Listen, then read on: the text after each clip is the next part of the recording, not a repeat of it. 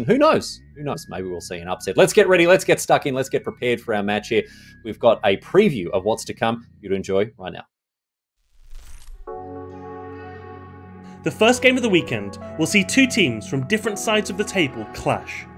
Liquid hopes to push past NIP to retain the top spot in the BR6, while Santos hopes that a win here will rescue their season and take them out of the penultimate spot. In the first stage, Liquid didn't find any difficulty in dispatching of Santos, winning by dominant score after a great performance by Pala. The matches were close, the first by 7-5 and the second by 8-7. Santos see an opportunity this week to show strength against BR6 favourites Liquid. Jogo contra Santos 7-2 pra gente, Clubhouse. Paluzão destruiu o game. Não tem muito o que falar sobre esse jogo. O Paluzão tava com demônio no corpo, acabou fazendo tudo sozinho, passando cal, jogando pelos 5 PCs quando a gente morria ali no nosso PC jogar. Então foi suave, velho. Acho que se a gente tiver mais jogos com o Palu assim, vai ser mais tranquilo. Foi um jogo difícil, os caras counteraram bastante a gente e a gente teve bastante dificuldade em criar em cima dos caras. Foi bem pegado pro nosso lado. Although it appears to be a simple game for Nisk and Pala's team, BR6 offers up surprises. Will the boys of Santos manage to surprise Liquid, or will Liquid turn up for a routine stomping as they retake first place in the BR6? Follow the match between Team Liquid and Santos Esports to find out.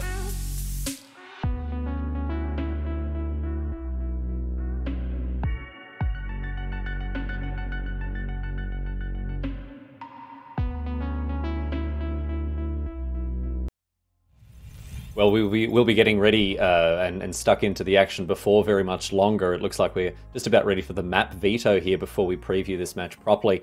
I guess we've already sort of given our predictions here. I think broadly speaking, the wind is in the sails of Team Liquid. But as we head into the map bans here, what are your thoughts? Ollie, we'll start with you. What are some of the stuff you're expecting here in terms of where we're going to be playing this round? I think we're maybe going to go to a fairly neutral map. I wouldn't expect to see anything too sort of crazy for this one. You know, Liquid are a team that have got a very deep map pool, so it sort of stands to reason they're not going to be too worried about where they end up, whereas Santos, a team that, you know, could be a little bit more pinched and pressured in that regard. We've seen some strange things from Santos already this stage in terms of where they've liked to go. I think back to the game of Coastline that they played against Team 1. There were a lot of question marks over that when Oregon was one of the last maps available. As we're moving on through now, we do see Chalet banned out. No real surprise there. A map that Liquid is fantastic on. Oregon banned out on the side of Liquid. Moving on through, still the potential for that final map of Coastline. And sure enough, it is going to come through. Villa actually making that final decision a little bit more difficult for Liquid, I guess. But Villa, not a map that Liquid play, so really a bit of a no-brainer there. It was kind of decided at Consulate that we were going to end up here on Coast.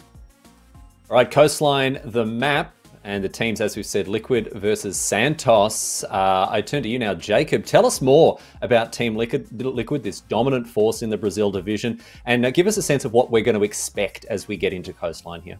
So, number 2 overall team from the 6th Invitational. Obviously, there were a lot of trials and tribulations that a team like Liquid has to go through when you're going to the World Championship, not just because it was 3 months later than it was originally planned, but also because there were a lot of things that happened on Team Liquid side of the ball, including playing multiple best-of-3 series all on the same day, as well as some personal tragedy that only netted them 2nd place, and they weren't able to get over the hump that was Ninjas in Pajamas in that grand final. But the fact that they had such a good showing there is just a testament to how they've been playing in Brazil overall over the course of the past 2 years.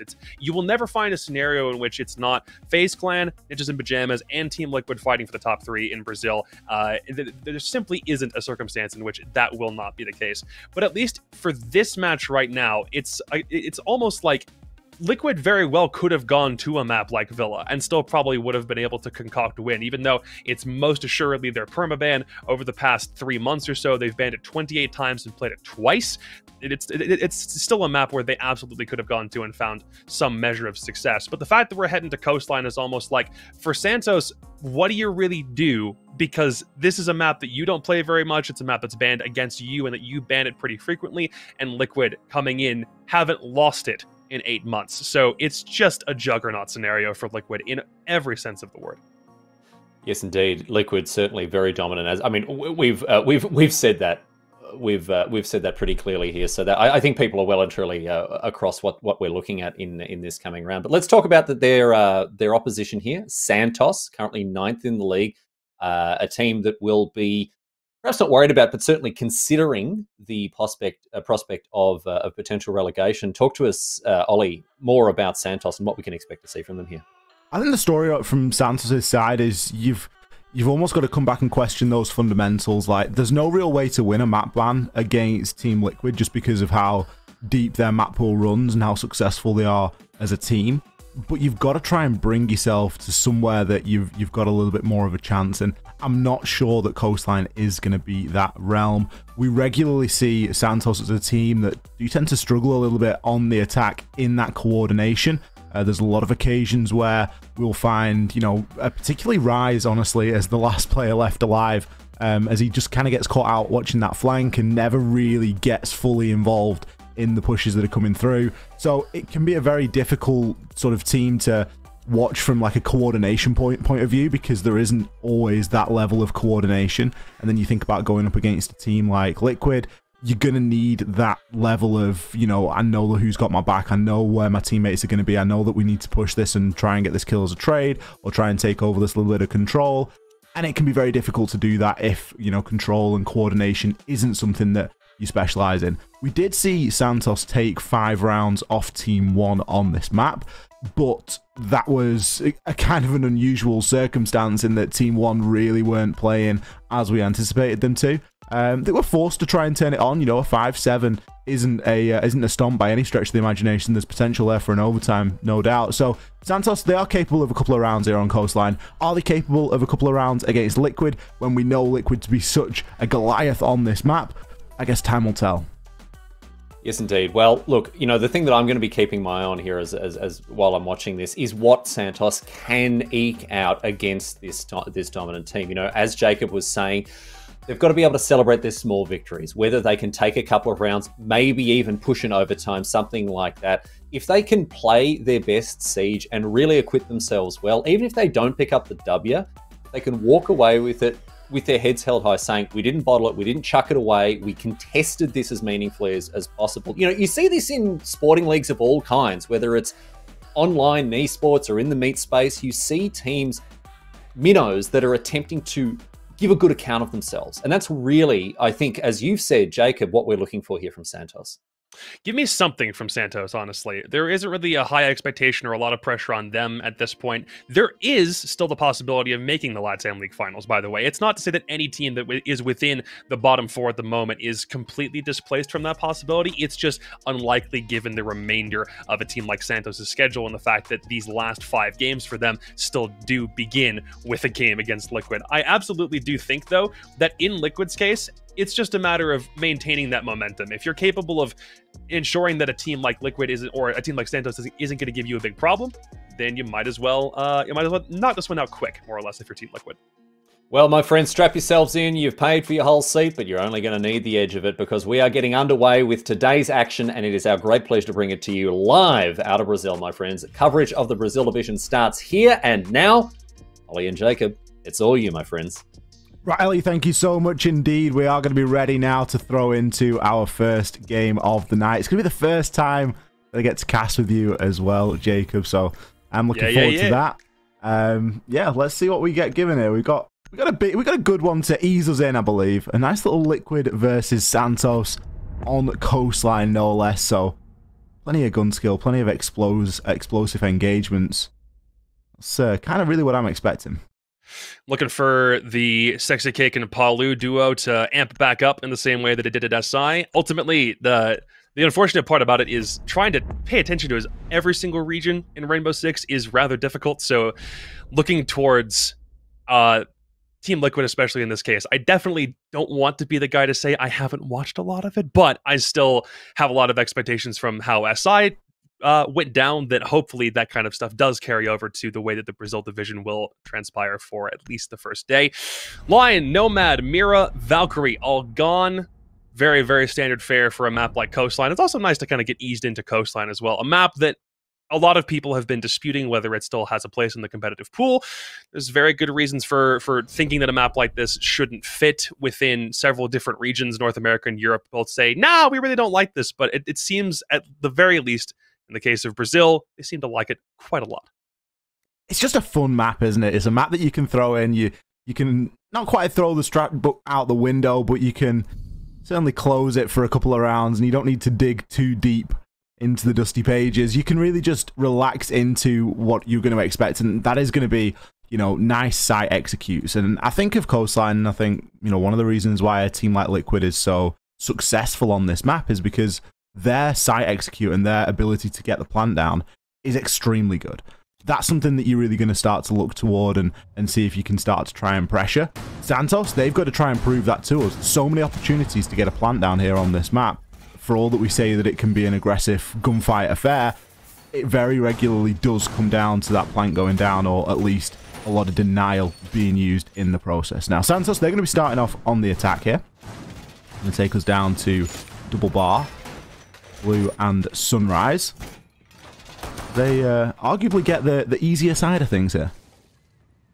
One thing, just from parsing over stats, that I also wanted to touch on too, if you're looking for someone to root for as like the ultimate underdog story, if you're rooting for Santos, might as well take a look at Destiny. Somebody who is a Zof Jaeger player who is within the bottom 10 of BR6 overall for Stage 2, which is only a little bit problematic due to the fact that he's trying to play on that entry role, but from a statistical point of view has met with very little success over the past couple of weeks. He's only 7 and 12 on the entry, so somebody who I definitely think deserves a little bit of focus, but he also will be backed up in this case by a Yana player, so 2 operators will be able to do that. And just like I say, as soon as I mention Destiny's name already, he's out of the fray. Moringa and Nesk finding 1 kill apiece. Moringa, the action's hot and heavy already with 1 smoke kill back through mud. Santos trying to force the issue and push right onto the bar, but Diffuser's already been down inside Sunrise. Santos on a quick push. Doesn't seem like it worked out at all in Liquid. Still 4 players alive to Santos's 2.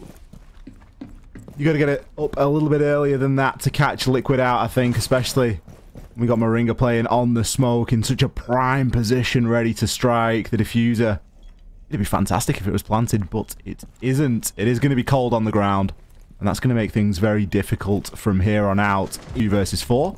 Rise will find himself a kill. Rise has been forced off the Nomad. With the Nomad ban, he's been allowed Ash, which seems like a great upgrade, honestly. I think that that's a worthwhile trade for him, and we'll see if it sticks through the rest of this game. Now, there's an eternity of time left here. And Santos could try and set themselves up. We can already see plenty of information being gathered.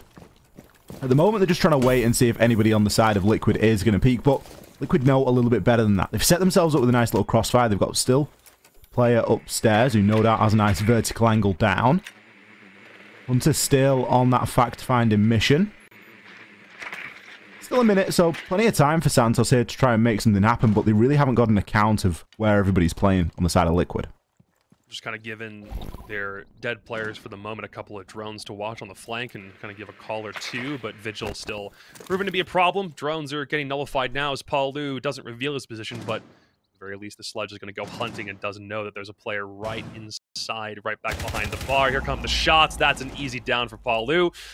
Doesn't have any idea about it, though. Doesn't have points on, so Rise will try to come back and see if he can't recover Hunter in the process. But I'm trying to come in and end this round quickly. Only 1 kill will be enough to finish the whole thing off. Downs the Yash, but no, Sledge actually has been recovered in the interim. So Paulu whips up the SMG-12. Can he make quick work of it? Yes, he can. 2 kills in security. All of that drone work from Santos, not enough to stop Team Liquid from closing that one out very effectively. There's not a lot you can do there, really, as Santos. You're going into the 2 versus 4. It's always going to be a tough ask. But the rush, nearly paying off. Can we say nearly? It was close. It happened. It was there. The plan was being attempted. The closest we got was a 3v2. I would say maybe it was like a better success if they still had diffuser control, because then maybe we could say there's an avenue that they can make back to the bomb site. They can go from security and maybe push in, but not. It's a matter of getting the diffuser back in their control and having to kill 3 players of Team Liquid. Said, nah, I don't think that one was close at all. See, I wanted to give it him just because they were trying to get the plant down. I can't remember how close the plant was to coming down, but if it, I mean, even still, if it had gone down, it would have been a bit of a tough ask to try and keep hold of that. True. We are going to see Liquid move sites now, of course, due to the fact that they won downstairs. They can take us up to Hooker and Billiards. Now, this is a site where we've regularly spoken about the use of hard breach on Coastline, and is it necessary, is it not? I think this is one of the sites where it is really nice to have a little bit of hard breach because you are able to open up that wall that leads into the back of sofas and drinks, and you can have some really nice angles from luggage, from the roof, especially with the Hibana, it can be very effective. So I hope that that's what Cons has in mind. There's plenty of site setup going ahead on the side of Liquid as we're hearing those SAS shotguns just ringing out. I don't know if it's the same nickname that carries over to Brazil, but I think NA is colloquially called Coastline the Death Donut, or Donut of Death, whichever version of it you prefer. Yeah, I can see that. It's a roamer's paradise, and it's just a massive 4-pointed square hollowed out in the middle, and there's so many different avenues that you have to watch with 2 different floors. So I like the idea of Team Liquid making a really big extension off the bomb site here in this case, and Santos, for their own part, are going to have to rearrange the maze, so to speak, that Team Liquid have already constructed. Even if it's only with a couple of barricades, it's still going to reveal positions of the members of Santos as they make their push back inside in the building. Looking for all of these roamers, and Nesk has decided he will go as far away from the bomb site as he can. And it seems as though the rest of the members of Liquid are at least going to stick close, but Santos, look at where they're positioned. They seem like they're trying to swarm or come from as many different approaches as possible while they clear these roamers out. Nesk is kind of giving the game away a little bit there, but he's going to join Palu in watching on that main door. Destiny has a chance at trying to push on up, but whether the information is going to be current enough for it to matter. Nesk will, in fact, fall as SDK is able to push on through on the Iana and back that drone up with a nice frag. Palu has since snuck his way all the way upstairs and kind of bravely going to be challenging onto that roof. Fortunately, nobody is going to be there, as it's always a difficult angle to try and challenge onto as a defender. Santos moving fairly slowly. They have lost a pretty key piece of the puzzle. They have lost the hard breach, so whatever the plan was for the Hibana, we're not going to get to see it. Jammer is about to be the biggest thorn in Santos' side right now. As you mentioned, the Iana getting taken out off the board. But Destiny can find an answer on a sexy cake at the very least. Problem is there's still plenty of area denial that can be used from PSK on all 3 smokes, and 2 players dead on Liquid is a nice boost, but that was a lot of time wasted from Nesk on the roam downstairs, so it'll be how Santos decides to respond. First Toxic Babe is utilized, but it will not force anybody back away from the bomb site. It seems as though Santos, they're only pressuring from 2 different sides. If they can push up Cool Vibes and to Hookah, they're not doing anything on Aqua at all. They still have man count advantage, but it's still going to come down to how they execute. They may not have enough time to if PSK keeps using those smokes effectively. Liquid really not looking to move too heavily onto this, and Santos, they don't have the fortune of time to just sit and watch angles. Need to try and make something happen here. Palu is going to be flashed there at the top of Cool Vibes, but unable to push due to the smoke that comes out from PSK. Destiny is likely going to try and make a bit of a swing here, but he's going to be met by Palu pretty much straight away. Moringa, he opens things up with a kill over onto Rise. PSK a second. Moringa down, so technically a 1 versus 1, but Hunter, question mark, still outside on Tarp's Rappel, like only getting himself in right at the dying second. What's going on?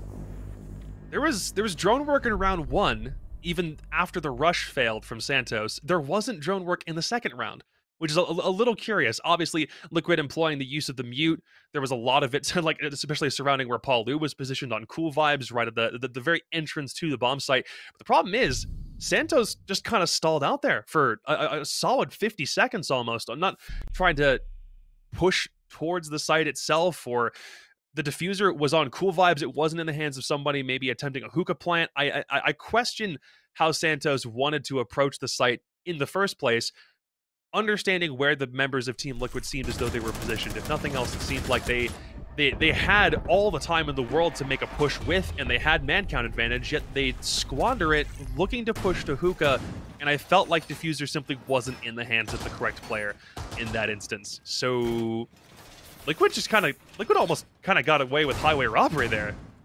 Well, I think Liquid just got away with standing still and being patient, and it was, you know, I guess Santos to a degree were being patient, but they weren't in a position to be doing so. They needed to be moving. You know, we always talk about the sixth man for these defenders, and it is the clock. It's going to work in your favor as a defender, and as an attacker, it is almost like a hand on your back pushing you along through the round. You really can't be caught out by it, otherwise things like that happen. And you know, essentially that was a 1 versus 1. Hunter, if he'd have pushed on through, maybe gets himself into the gunfight, really could have ended quite differently there, but alas, we will never know. Another successful defensive round means another site here from Liquid. They're going to be going down toward the kitchen site. Santos need to kind of come up with a little bit of that same energy that we saw inside of round number 1 and just temper it a little bit more. We don't necessarily want the rush straight away, but we need that coordination and that teamwork. At least 3 players all sort of pulling in the same direction. Yeah, 2 rounds already, it seems like Team Liquid are the ones to set the pace. Santos have been really, really quick in the early to mid round, but then late round is where they're not really finding the same kind of footing, whether it be the rush or the amount of time it took to clear out that first roamer. It was going really well, and it's already starting well now. Nesk on the roam, dead yet again for the first member of Team Liquid to be removed from the field. And Santos, can they capitalize off this advantage they're already looking to? That's Paulu down, so that double fragger combo that was a menace at the 6th Invitational, both members now fallen by the wayside, and it'll come down to Santos using the rest of this time effectively and correcting for their mistakes in the first 2 rounds. A couple of heavy hitters gone there on the side of Team Liquid, but they've still got a couple left. Still, this is where you really want to see Santos try and capitalize on the advantage that they have. Moringa, he doesn't look too worried at the moment. He's still going to be out there on the roam. Sexy Cake upstairs as well, looking to challenge onto VIP, but he will get sat down as Destiny is able to hit his shots. PSK in the site. Currently the sole survivor inside of that site, as we do still have Moringa in security. Again, Santos moving relatively slowly, considering this advantage that they currently have. They obviously don't want to take any chances with this one, but there's still something that needs to be done here. There's still a job to finish, and when you're 5 versus 2, you'd hope that you'd be able to get a couple of trades off. 1 versus 1 going down inside of the Sunrise. Moringa feels maybe not the angle to challenge just at the moment, and he's going to dip himself back out. PSK still holding down onto the site. Still 2 Toxic Babe canisters left, and with the way that the time's ticking down, there's a little bit of chance here that PSK might be able to hold off. Now, will he be able to hold off against the whole side? Only time will tell. He eventually will be peaked as the pinch comes in from Santos, and now Moringa, well, it was only ever really going to end one way from that point onward. The plant was going down. Rise with the last 2 kills. Santos taking way better advantage of the fact that they had man count early. 5 versus 4 right off the rip within the first 30 seconds, it seemed like, as Nesk was down inside Sunrise and immediately finished off. And then another one as both roamers from Team Liquid didn't have any support from whether it be a teammate or utility next to them. It meant that Santos could pick off a couple of very easy 1v1s, and suddenly it's a 5 versus 3, and the rest is kind of history. That's a flawless round for Santos to cap off their very first win so far against Liquid. And honestly, kind of like we mentioned in the pregame, that's a nice thing to see already for Santos. That is a good minor victory that you can take like to the bank, so to speak. Team Liquid are going to be a team that's very aggressive with the way that they play roams because they're that confident in their gun skill, especially for the 2 that got down in Nesk and Paulu in that round.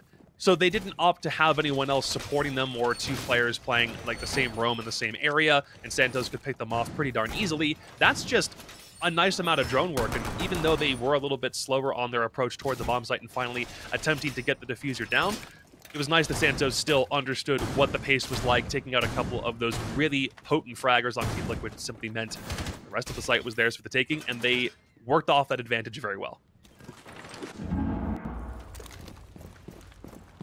Question is, can they do it again? They have got another opportunity now. They're going to be attacking into Blue Bar. This is the site we saw in round number 1 where Santos went for a very quick attempted plant in the default spot, but it didn't work out too well for them. They were very quickly left in a 4 versus 2, and it really didn't end too well from there, as you would kind of expect. This time, no quick plant has been attempted.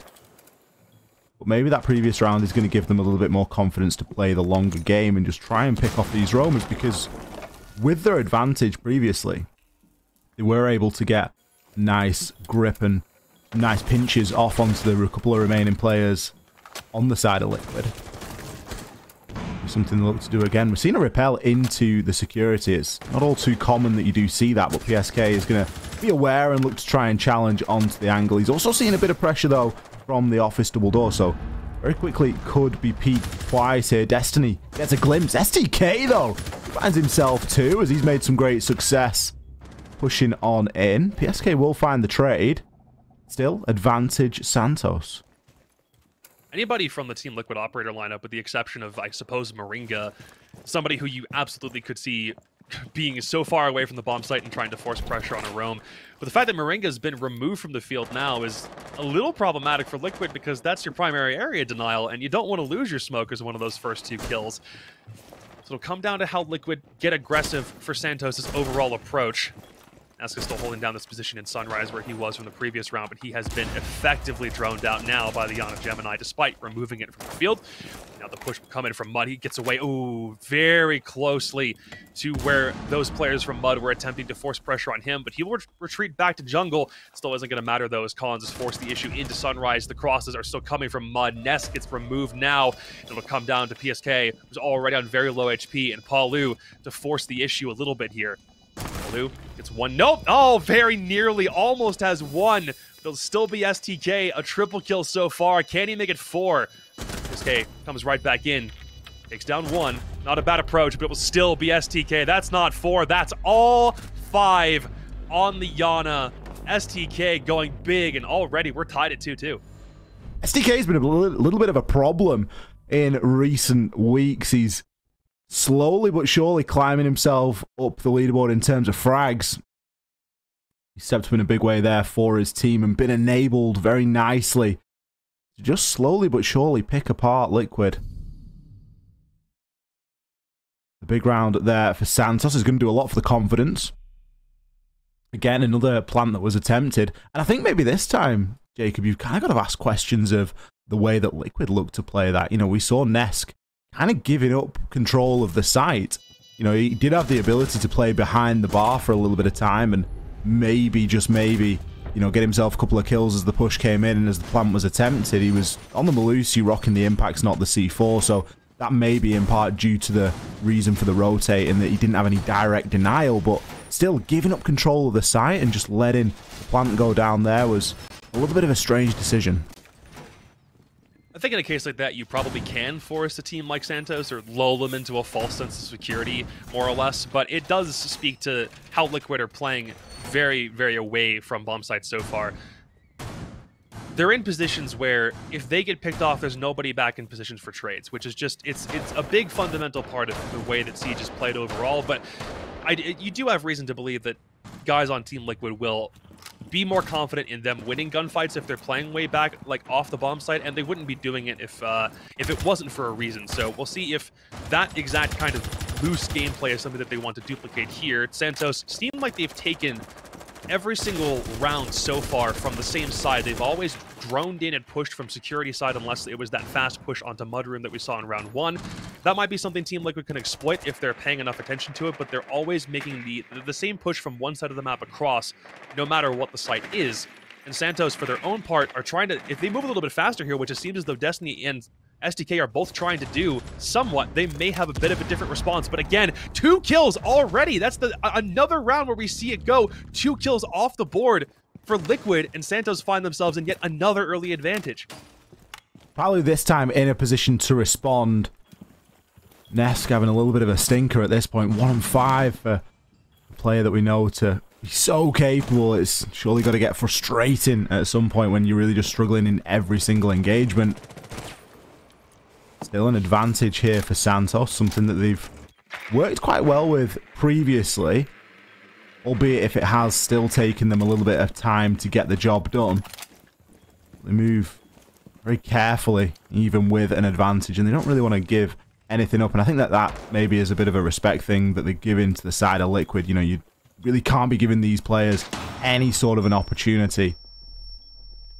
Going to be some pressure coming in now up these cool vibe stairs. Moringa playing it close with the shotgun this time. It previously was Palu on the Jaeger, but that shotgun is going to be pretty devastating. SDK trying to gather a little bit of intel on the Gemini. He isn't too much health, so can't really be affording to get himself into those engagements. Still 3 nades left on the side of Santos. Pushing from VIP might be a bit more of a problem than they're anticipating dealing with. Taking advantage of the new Melusi changes, you're now able to shoot the Banshees out. One of the things I wish had come to the game 3 months sooner, but we finally got it only a couple of weeks ago, so it's nice to see Dean take advantage of here. PSK still holding firm with the Toxic Babes. He's going to use 2 in very quick succession, watching both a big window and an aqua push. Not the same way that Liquid were pushing this from the last time. Rise will be removed by Palu as he makes his way back in. PSK not aware that there's one coming right back inside, but he will still find 2 big ones. One with the Toxic Babe. Diffuser's been down. It all falls to SDK on so little HP. If he walks back through that smoke canister, he's not going to have enough health to even get the Diffuser back. It'll all come down to, can he determine where these last 2 players from Liquid are situated? They're both over on his left, but he genuinely doesn't have any idea. He'll come through the rotate. Moringa will be the one to finish things off. And it seems as though Liquid, at least for that round, are stopping the bleeding a little bit. Still an opening advantage going in Santos' favor, but this time them not being able to convert it into a round win. Liquid digging deep and being able to pick up that upstairs site. It's a site that they've not really struggled with too much just yet, and I think that's kind of in part due to the fact that Santos do tend to struggle when they've got to try and operate separately, and you know, when you're looking to try and pressure in from Aqua, when you're looking to try and pressure in from, you know, Hookah Balcony and elsewhere, it can get a little bit confusing, and sometimes we just don't see that same level of coordination from Santos. But alas, last round of current sides. Going to see Liquid go downstairs into kitchen now. This is something where they really weren't successful. This was the flawless round from round number 3. Santos getting that nice and early advantage. I think it was a double nade kill, or a nade kill and something from STK that was really enabling them to get themselves on in very quickly here. So certainly something to watch out for. But Liquid still not really deterred. They're happy to continue to play this roam game. They're happy to sort of take these 1 versus 1s and just see what happens. It hasn't been something that they've looked to try and adapt too much against. Seems as though most of what Liquid's trying to do for first floor bomb sites is stick primarily to that first floor. I think last time they were on kitchen, they did have ADSs and utility put inside a Sunrise bar, anticipating a push like from Mud back through Sunrise and hoping to push onto the kitchen single door from that way. There was also more of a roam towards security in the event Santos pushed from that side, which they still have consistently pushed south to north in that way. But it doesn't really seem as though they're playing much in the vertical sense, which is very easily one of the fastest and most effective ways to defend against kitchen. But it seems as though most of Liquid are preparing to make a quick push back towards the bomb site in the event that Santos perhaps go in for a fast rush. There's only 1 member of Liquid upstairs. That's Palu, so he'll still have a 2-speed, which enables him to get back to the bomb site quickly in the event of a Santos execute, but everyone from TL will remain on the first floor for the time being. And if you could only pick 1 roamer to have, you're not making a bad choice if that roamer is Palu. Looks like he's aware that somebody is going to be outside, but I doubt he's going to be going for any extravagant run out. Maybe just a C4. It is going to net the kill, actually, as well. I wasn't even sure if he'd thrown that. I didn't actually get to hear it, and I guess STK didn't either. Destiny is hot on Palu's heels, though. Hunter also upstairs, watching the hatch inside of Penthouse. Maybe has a chance at an angle. Rise as well. Everybody really on the side of Santos now, trying to locate Palu and punish him for his crimes, but what a way to open things up. Nice little nitro cell over onto STK. You can never pick who you get, but take out the top frag on the side of Santos. It's got to hurt them. Hunter can finally go to work now, but the problem is he didn't kill Palu. Palu decided to go right back downstairs, and a flank could come up at any moment. So even if he can play vertically, the problem becomes, is there somebody upstairs watching him to make sure he doesn't die while he removes all of these rad angles and corners that Team Liquid could be hiding out in for these next couple of seconds. Destiny is going to come off White finally. He may also be able to assist with opening up some of those holes in the rest of the vertical game. He will retain both of those concussion grenades in the lifeline launcher, maybe able to use those for some utility burn, but it does seem as though Santos finally are making a little bit of an execute. They're trying to set up for something. Nesk, he's now gone back upstairs. Paula has opted to retreat and watch for a flank route, but Nesk could play a spoiler. If Hunter's still upstairs looking for an opportunity to force some vertical pressure, he could be the difference maker in this round. Classic bait and switch there, isn't it? Where you see Palu come downstairs, but Nesk has already made his way back up. Still, kills coming down on the side. As Santos now in a position to drop. Hunter is able to shut down PSK there with a great long angle and pick the second over onto Nesk. Palu there with everything to do. He found the first, and he found a couple more toward the end, picking up those last 2 kills. Very importantly, again, Santos running out of time there, and really being forced to just desperately push through Bathroom. It's going to give Liquid an advantage after that first half.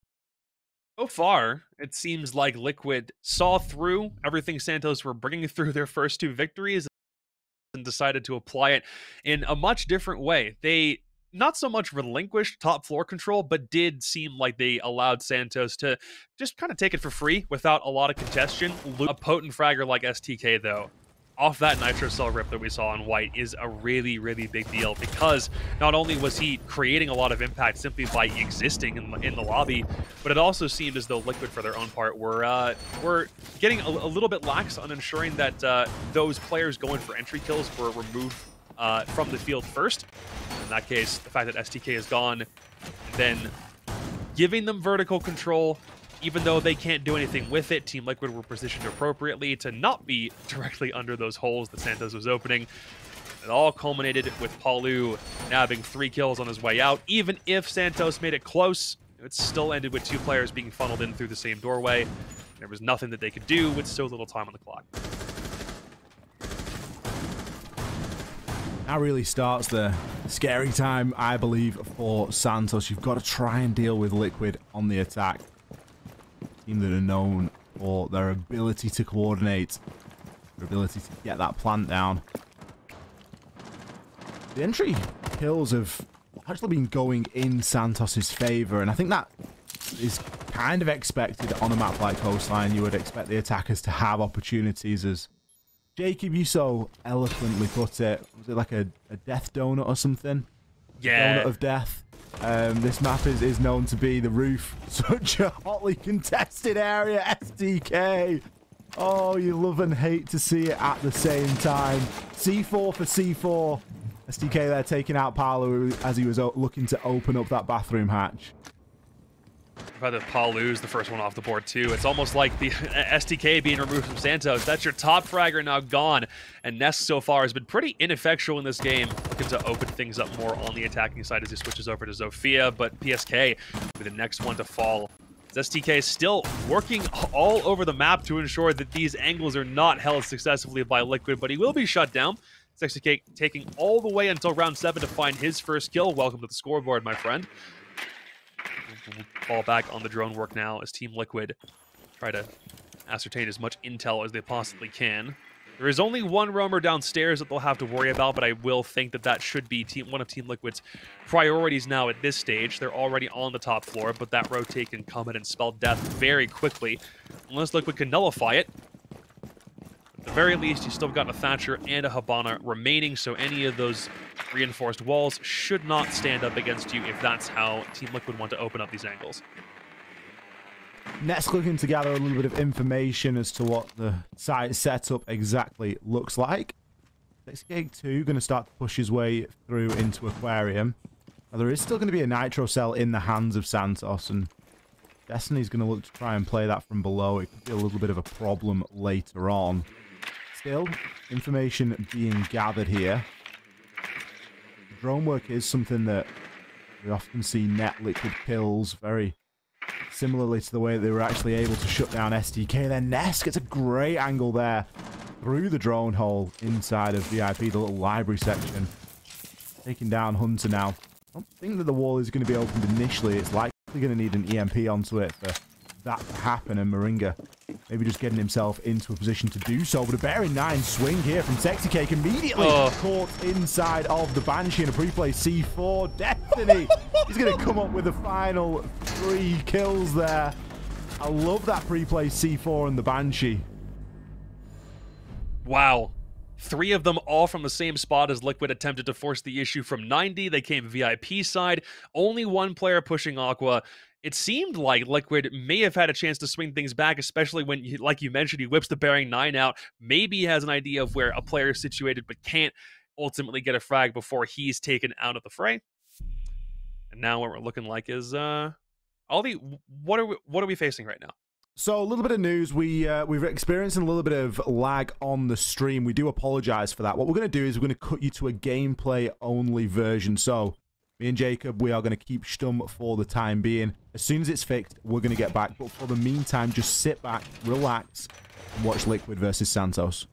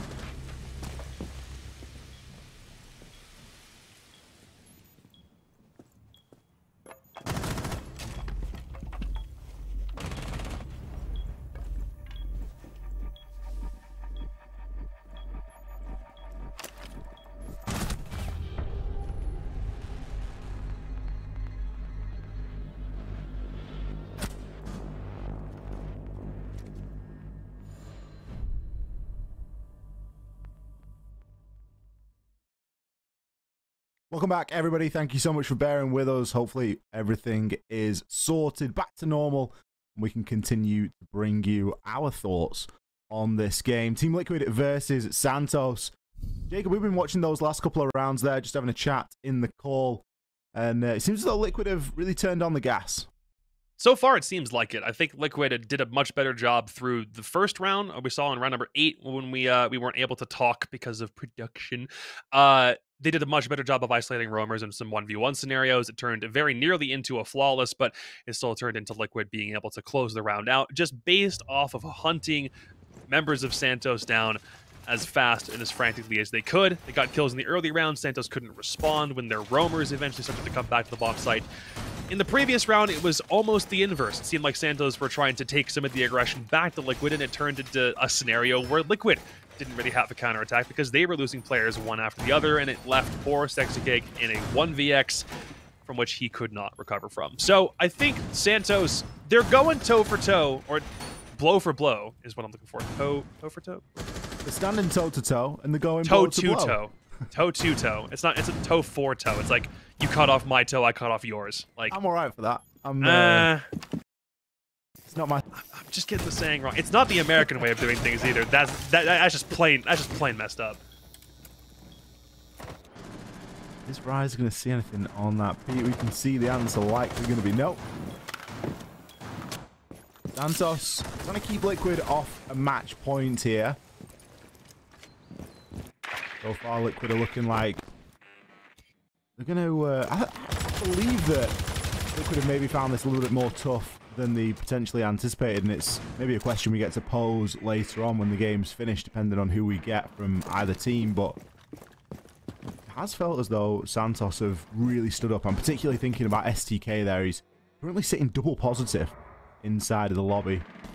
Player with the highest amount of kills, tied with Palu, so you just get the impression that if he has a good couple of rounds, Santos could still be in this.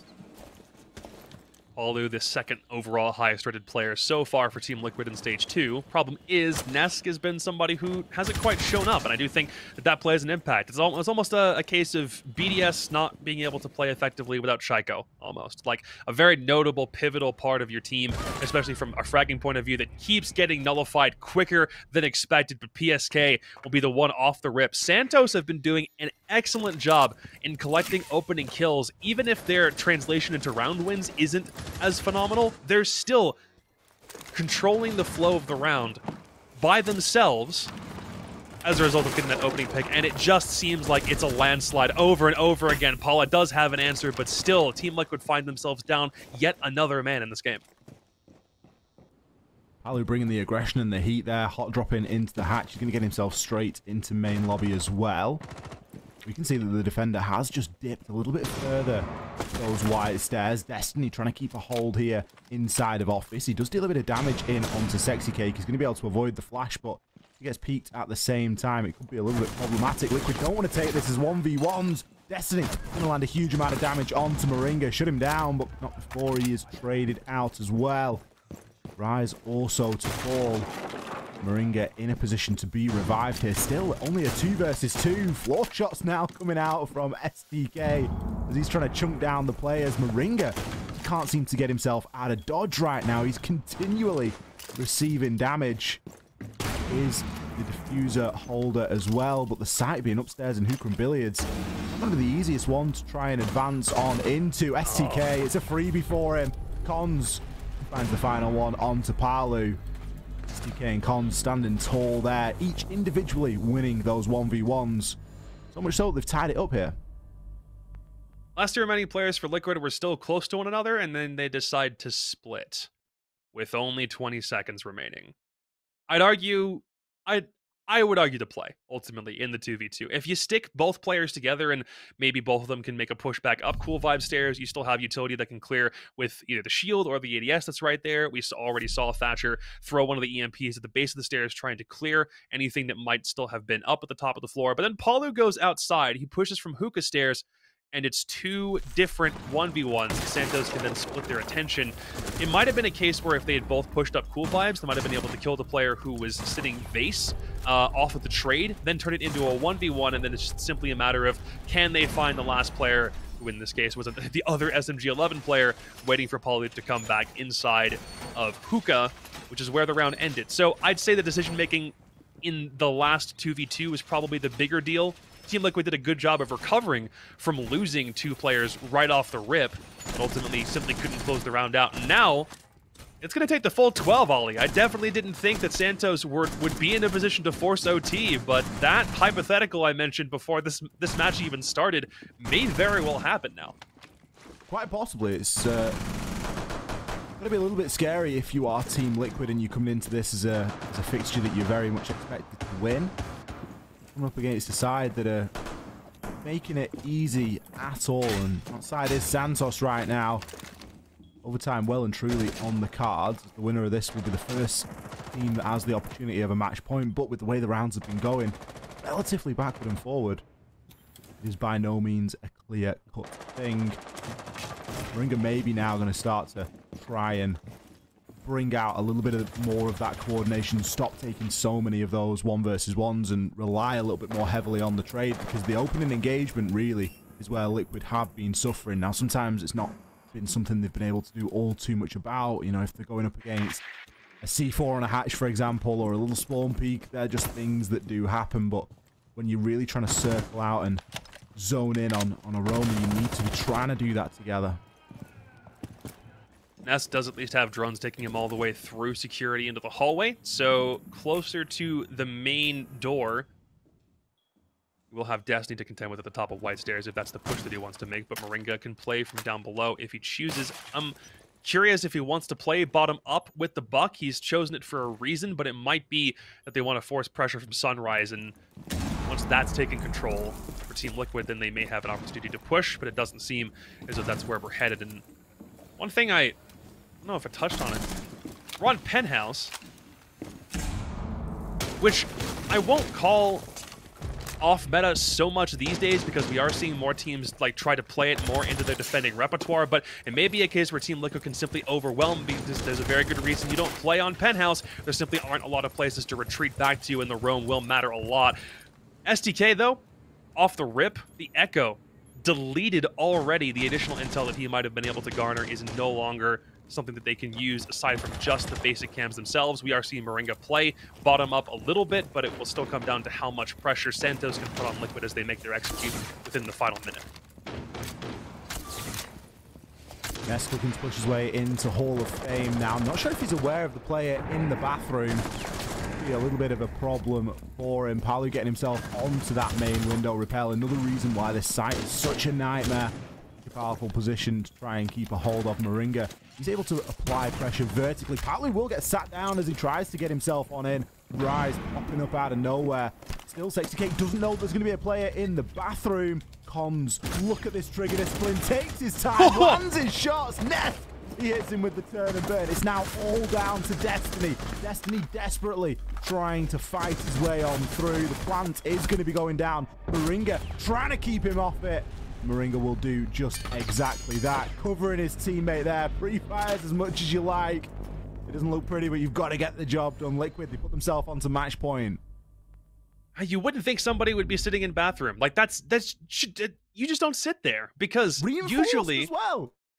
Completely reinforced off. It seems like a death box because there's very typically an attacker who will blow the hatch open and clear it real quick. If it's with a drone or just by glancing down from the hatch into bathroom, you wouldn't think that there's anyone there. It's the last thing the Team Liquid expect, but they don't blow the hatch.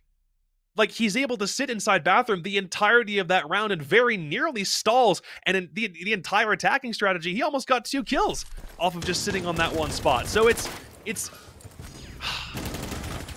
not the end of the world. Liquid managed to win it, but it's still like, put one player upstairs, do a basic clear, ensure that there's nobody in bathroom, and you don't have this problem. It's just a very minor oversight, I think, from Team Liquid. They had all of their attackers doing some sort of job. They just didn't blow the hatch. All it takes is the hatch even being destroyed to force the player back out of it. You don't have to have somebody watch it, but they didn't complete that step. Still won the round. It was just way closer than it should have been.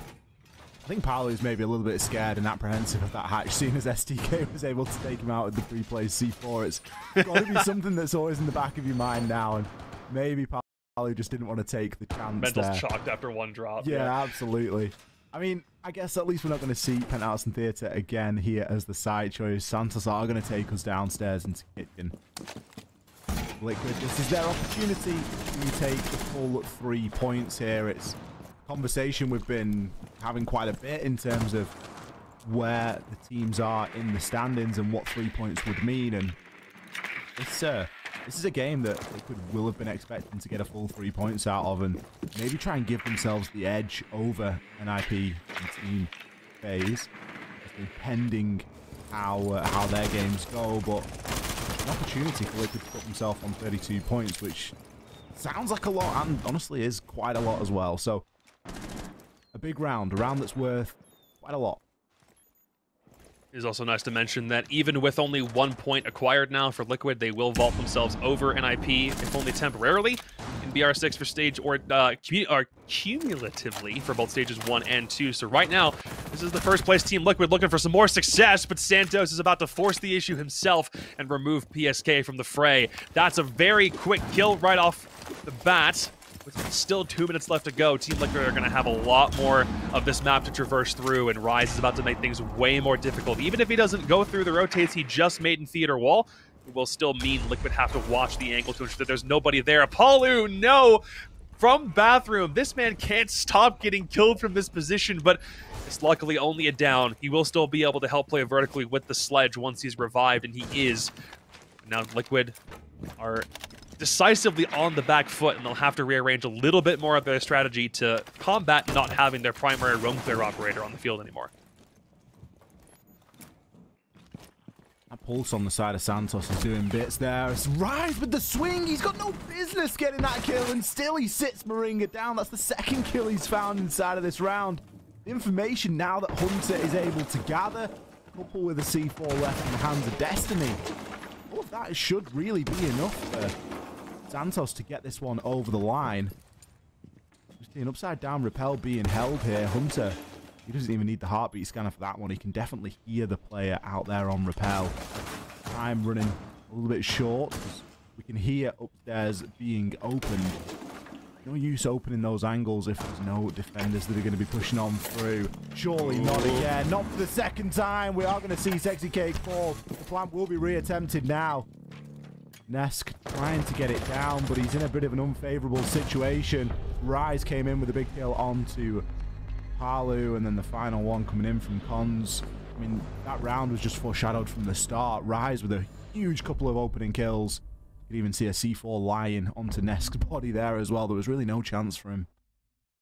Yeah, Rise, absolutely the difference maker. It didn't just come from the initial opening frag when he busts right through Lambo door and takes the player off rappel. It's just the pure amount of time that he wasted, even in spite of the kills that he was getting. Both of them did come from when he was peeking out of main door for some reason, especially the second one as he looked left as opposed to right and caught a player by service.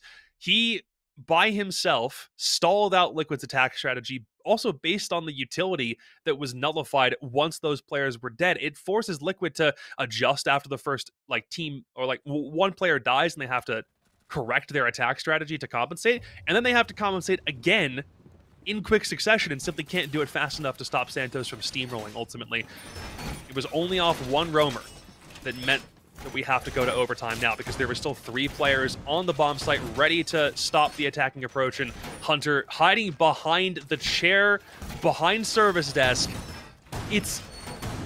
I don't even know if that's a chair that you can destroy. I believe you can, because most chairs have destructibility in Siege, but it's just hiding perfectly in a spot that you don't anticipate someone sitting. That's the second round in a row, like you mentioned, where a Santos defender has said, yeah, I'm gonna hold this, and no one from Liquid thinks to check it.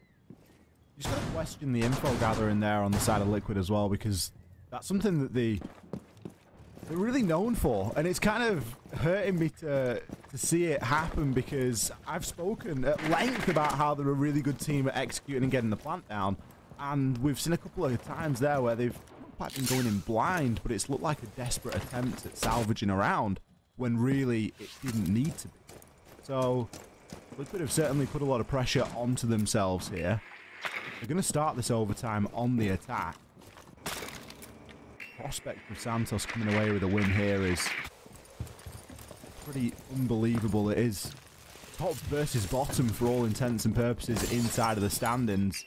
And the fact that Santos have guaranteed themselves a point is massive enough. Majority of rounds being won on defense is also pretty telling. Santos now can be a little comfortable in their overtime side selection because it's been 4-2 in terms of defensive wins for both teams, and now it turns into Santos having 2 in overtime should we require all 15. So it'll be down to the minutia of every round, the small mistakes that either team makes that the other one is capable of capitalizing on. PSK is trying to bait, it seems, on 0 to see if someone wants to come back out through the door, but it doesn't seem as though Rise is going to fall for said bait, at least for right now. But Liquid have done a pretty fast job of clearing through most of the top floor. They've already got VIP and the rest of theater control. There won't be a player there to worry about for right now. They do have plenty of players on drones, as both Nesk and Palu will work their way through. Palu, by the way, on 15 frags. Need to keep that momentum going if they want to best Santos and ensure that we don't end up going to around 15. Plenty of information available here for Liquid. Okay, going to be moving through, just waiting for the drones to back him up. Still, the flanks aren't certain. Nomad ban has really affected this game in quite a big way, and seen a lot of rounds won on the defense. Not just because of the Nomad ban, but it is always something that on into things. We know that the flank isn't entirely safe. Throws a little bit of doubt into question. Something that is nice to be dealing with if you're constantly worried about being snuck up on from behind. Liquid again going to be going for this approach down outside of VIP, hitting that long corridor and trying to cut across a bit of an angle into the sides. Nesk is given a chance briefly. Unfortunately, won't be able to capitalize, and it's nice this being a line of attack now. Previously, there was too much potential for bullet holes inside of that hookup wall for you to really consider this, but now that bullet holes aren't a thing, you can actually look to try and approach on through. The C4 from below has been dealt with this time. SexyCake is going to look to try and get that plan down. Paolu's been downed in the process, but it isn't going to matter.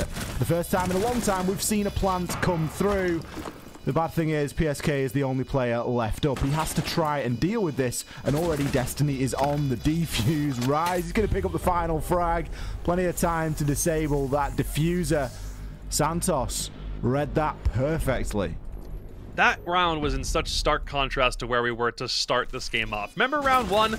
You know, at this point, practically an hour ago, where we saw Santos making a bum rush inside Sunrise and trying to get the plant down as fast as possible. Every other round since then, we probably saw 1 kill happen before the 2-minute mark, at the very least. In that round, no kills came until 15 seconds remained in the round. 15!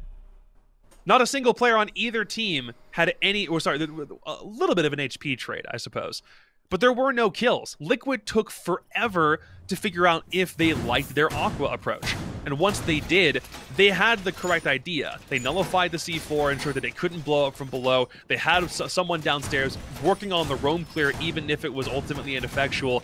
But it still took Liquid forever to finally get to where they wanted to go. And now Santos have got a lead for the first time in this game, and all it takes is one successful hookah attack, and they net themselves 2 points against Team Liquid, the current #1 team in Brazil. What a statement that would be.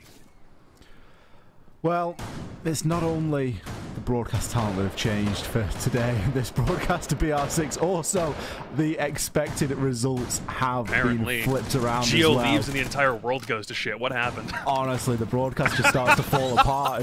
Geo, we need you back. My fault.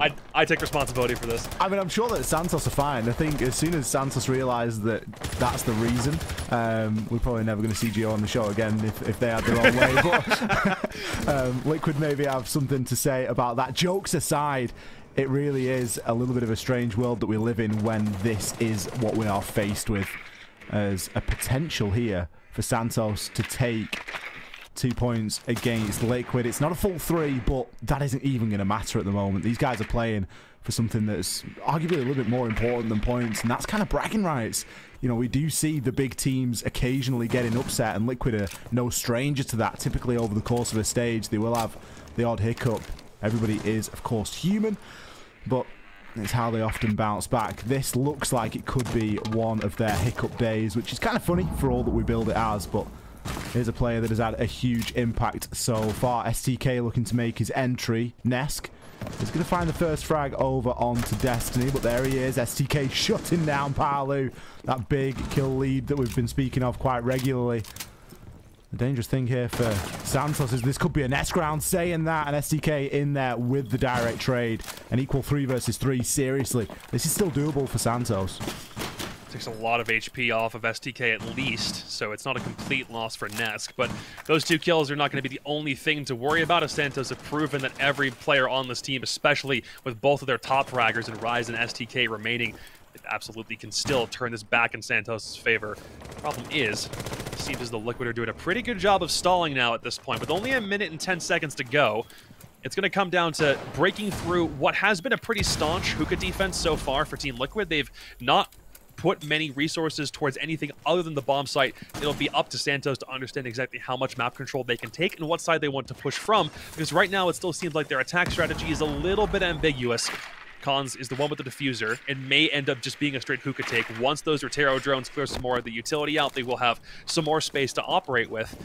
But now the time is still going to be a massive factor for Santos. STK trying to make something happen here as he throws a nade and looks to push on through fairly aggressively. He's going to take this engagement with Moringa. You've got to give the advantage to Moringa, but only if he's looking in the right location. Moringa does get chunked down, but he will win the engagement regardless. The kills do continue to flood. Rise left in the 1 versus 2. He's got 15 seconds left to make this happen. A deployable shield. It was never going to be an easy prospect to come up against. The pressure potentially getting to Santos there was Liquid. They take us all the way. We're going every round available here, Jacob.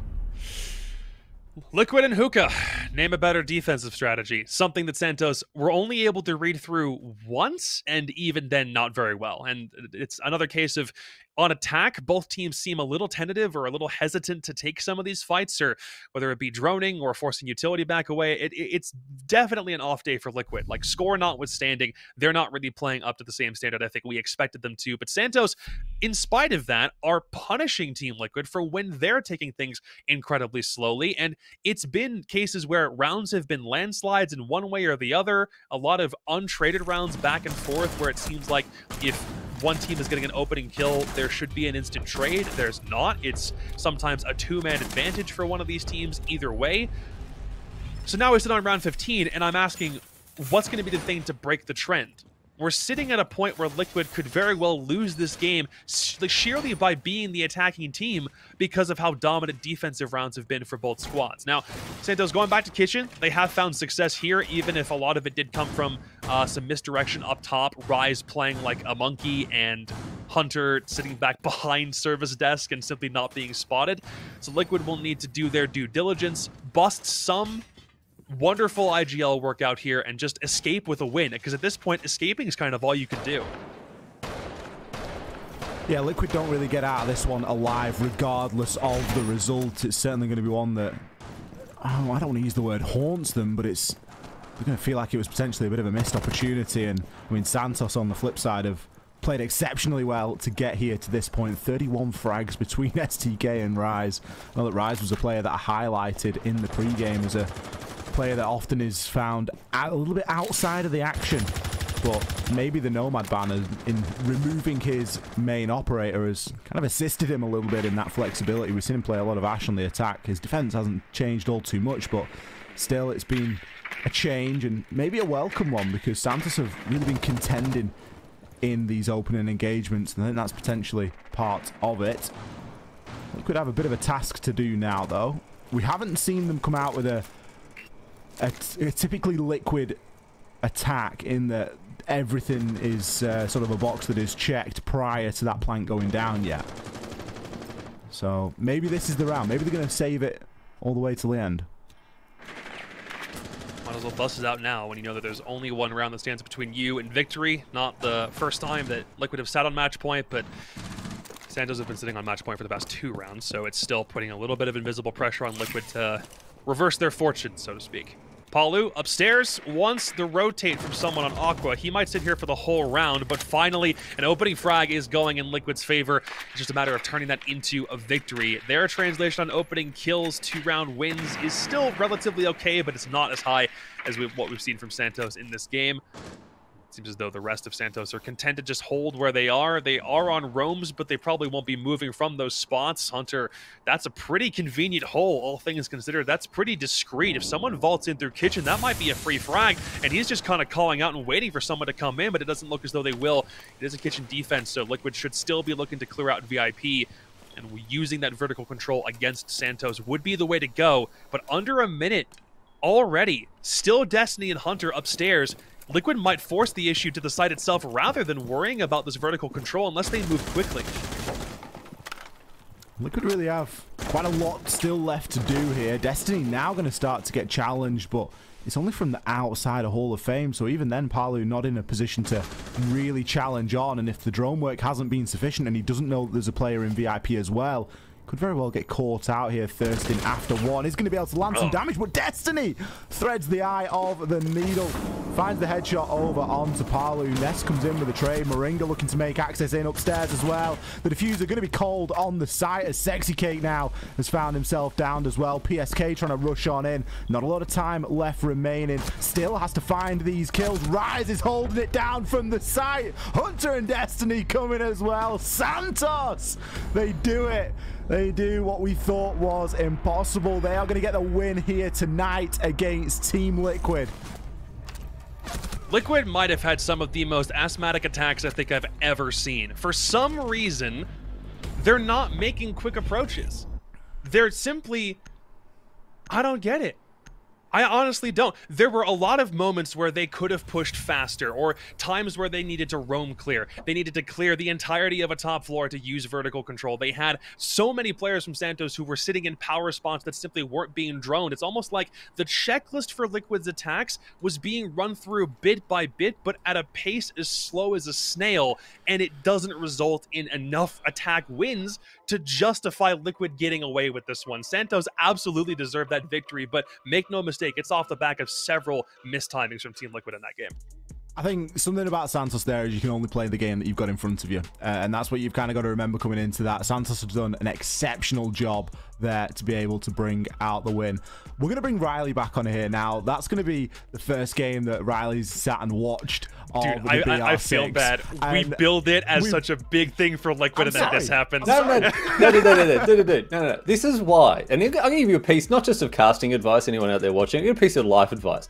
Always have an exit strategy. And that's why when we, at the beginning of this round, oh yeah, no, Liquid's going to wipe the floor, that's why it was like, unless, you know, that's why we always give ourselves that exit strategy. Boys, what a match we've just seen.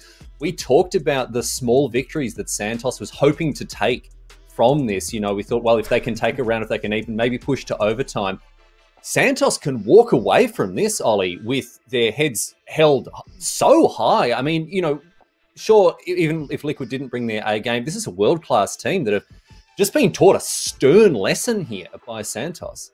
Yeah, it's like I just said to Jacob there, you can only play the game that is in front of you. You can only play the opponent on the other side. And that's exactly what Santos did today. They were able to go out there. They had 45 kills between their top three fraggers. So there was a lot of weight being carried by those players. And yeah, we didn't see the best of Liquid today. We saw a bit of a lackluster performance, maybe from Nesk, certainly in the early part of the game. There was a bit of a struggle in terms of getting that plant down. And it's a bit strange because it's something that Liquid are very good at, typically. But today just didn't seem to be the day for it, and the pressure that Santos was able to apply nice and early really worked out for them. And I think as soon as Santos got the idea in their own heads that this was doable, you could see that change in the playstyle, and they were able to move a little bit quicker. They absolutely thrived when they got onto that defense. Those opening engagements going in their favor, a little bit of hyping up. STK, a player that's been warming up over the last couple of weeks as well, and the crescendo was here tonight, beating Liquid. I mean, they're going to be thrilled. It was incredible, really. I mean, Jacob, what really impressed me in the first couple of rounds that we saw there, Liquid came out swinging. You know, they was swishing the willow around and swinging for the fences.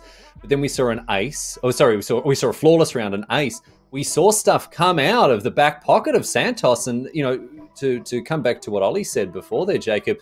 all of a sudden the win was at their back. They were finding their feet and were able to push forward on that momentum. Yeah, it's interesting because Coastline's very historically always been an attacker-sided map, and even though within the context of BR6, it's only been played one time prior to now, and that was the case. Most of the time, teams played this one. If you were on the attack, you would win. This flipped the script completely. Most rounds were won on defense. Every single defensive round in OT went that way. Both teams had a 4-2 split in terms of their defensive rounds. But it is those two specifically that Santos were able to win on their own attack that made the biggest difference overall, because it looked like they were adapting to things that they already saw, weaknesses in their own playstyle that didn't work in those 2-round losses to Liquid prior to them winning. It seemed like they just had a couple of things in lockstep. They figured things out very quickly, and those 2 rounds on attack for Santos ended up making the difference. If Liquid had won one more round on defense, we would have been sitting here cheering Team Liquid, but instead, it's Santos getting a big OT win. Absolutely. And look, full credit to them. We're going to hear from them now. I believe that we've got Fury standing by, ready to join us and have a chat about what we've just seen. Fury, the analyst here for for Santos here. And welcome to the broadcast, mate. What a result for Santos there. What an incredible win. Tell us, what's the mood like? How are you all feeling? Hello, guys. It's me again. It's very nice to appear here on this day. It was very unexpected, but guys, was an amazing game. Very difficult for us to go to overtime and make our best to bring this victory today. I think, Fury, I want to open up here if I may, and something that I wanted to ask you was, what is it about you guys and Coastline? Because we saw you play Coastline against Team 1. It was a game that went 7-5. It was quite close. Again, I was quite surprised to see you play Coastline today. Is that a map that you wanted today? When I talk with Lenda is our coach. All of decisions was turning to play Litoral today. For us, the name the Coastline is Litoral in Portuguese, and I tell Litoral sorry for that. But for us, I think it's all line of this project. We really want to try to pick Consul, but we looked at chance to play Litoral today, and it was a amazing choice from the staff, and we made the best game today of all games what Santos show for you guys. You're obviously trying to make a couple of fixes from how you played in stage 1. Stage 2 does seem like it's going a little bit better for you. What were some things that from last stage that you decided you needed to correct? And are you looking to make it into the top 6 for Copa, or is it just about the small steps and beginning to build yourself back up a little bit? We studying step by step. I think we needed to progress all day, and we needed to focus on our game all day. Day by day, we working very hard. We are a new team. We have new players on the elite from BR6, and we working too hard to make these little steps and to get better at this championship. Well, I tell you what, mate, as we say in Australia, congratulations. This is such a huge win for you, such a huge win for Santos. Not something, to be quite honest, that people saw coming. Congratulations, and thanks so much for joining us today. Well done, Team Santos. Before I say goodbye, I want to say thank you for my team. Yesterday was my birthday, and they give me this present. It was amazing. And I want to say thank you for everybody here. They made a incredible job. We made magic today, and it was amazing. Thank you guys for watching us. Thank you for the opportunity to talk with you, and see you in the next game, maybe. Yep. Thanks so much, mate. Congratulations once again on the win. Thanks for joining us there, Fury.